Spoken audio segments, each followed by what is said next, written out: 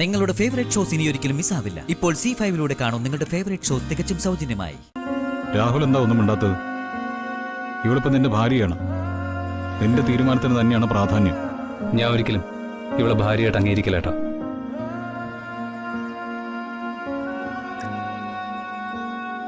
എന്റെ അമ്മ പറയുന്ന പോലെ ചെയ്യാനാ എന്റെ തീരുമാനം.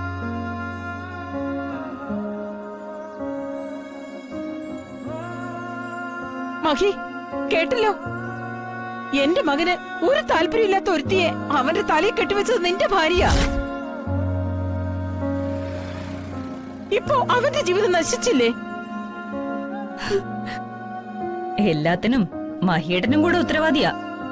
ഗംഗയ്ക്ക് ആവശ്യത്തിൽ കൂടുതൽ സ്വാതന്ത്ര്യം കൊടുത്തു. അതാ ഇതിനൊക്കെ കാരണം. നിങ്ങൾ പറയുന്നതൊക്കെ ശരിയാ. എല്ലാം എന്റെ തെറ്റാ. ഭാര്യയെ നിയന്ത്രിക്കാൻ അറിയാത്തൊരു ഭർത്താവായി പോയി ഞാൻ. മഹിയേട്ടാ, മഹിയേട്ടൻ ഇങ്ങനൊന്നും പറയല്ലേ. ഗംഗ എന്നോട് സംസാരിക്കണ്ട. ഇതുവരെ എന്നോട് പറയാൻ മടിച്ചതൊന്നും ഇനി പറയേണ്ട കാര്യമില്ല. നീ ചെയ്ത തെറ്റിന്റെ പേരിൽ എല്ലാവരുടെ മുമ്പിൽ കഴിവുകെട്ട ഒരു ഭർത്താവായി ഞാൻ. ഗംഗയോട് ദേഷ്യപ്പെടല്ലേ അച്ഛാ? മോളെ, മുതിർന്നവർ സംസാരിക്കുന്നതിന് ഇടയിൽ കയറരുതെന്ന് നിന്നോട് ഞാൻ പറഞ്ഞിട്ടുള്ളതല്ലേ? മാളു, കുഞ്ഞിനെ പറഞ്ഞിട്ട് എന്താ കാര്യം? പഠിപ്പിക്കുന്ന ഇവളല്ലേ? മഹി, ഇപ്പൊ തന്നെ ഇവളെ ഇവിടുന്ന് പറഞ്ഞു വിടണം. അമ്മ, ഞാൻ പറയുന്നൊന്ന് മനസ്സിലാക്ക്.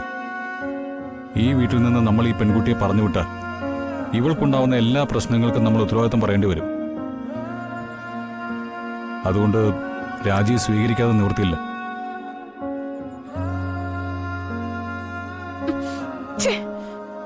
ശരിയാ നാത്തൂനെ, മഹി പറയുന്നതിലും കാര്യമുണ്ട്.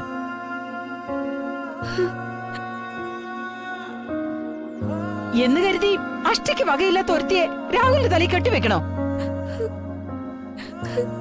പണത്തിന്റെയും സ്വത്തിന്റെയും പേരിൽ അമ്മ ഈ വിവാഹത്തെ എതിർക്കണ്ട. അതിന് പരിഹാരം ഞാൻ ഉണ്ടാക്കാം. എന്ത് പരിഹാരം? തൽക്കാലം എന്റെ പേരിലുള്ള സ്വത്തിന്റെ ഒരു പങ്ക് ഞാൻ രാഹുലിന് എഴുതി കൊടുക്കാം.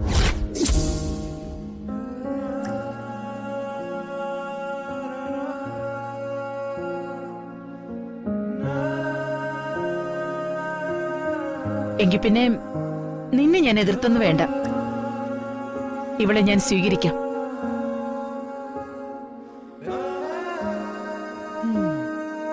നിന്റെ ഭാര്യയ്ക്ക് നിന്നെ വിലയില്ലെങ്കിലും എനിക്ക് നിന്റെ വാക്കുകൾക്ക് വിലയുണ്ട്.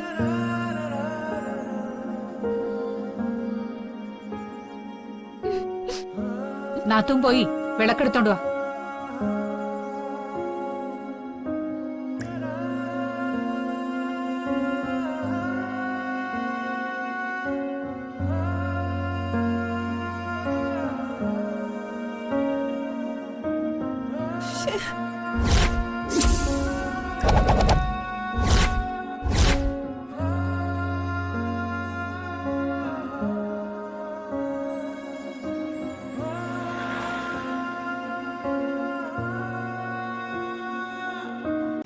ഡൗൺലോഡ് ചെയ്യൂ C5 ആപ്പ്. കാണൂ എല്ലാ എപ്പിസോഡുകളും സൗജന്യമായി.